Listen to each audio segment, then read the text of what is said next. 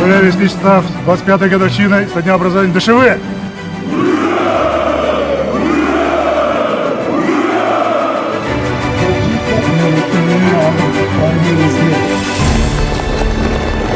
Сегодня мы с вами отмечаем 25-ю годовщину со дня образования десантно-штурмовых войск. Сегодня мы не стоим на месте.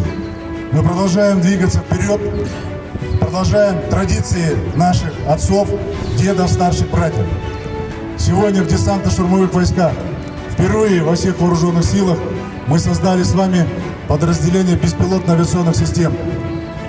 Впервые в сухопутной группировке, а именно в десантных войсках, появилось подразделение радиоэлектронной борьбы и радиоэлектронной разведки. Мы с вами восстановили все разведподразделения, от разведвзводов батальонов до отдельного разведполка. Мы с вами полностью модернизировали подразделения связи.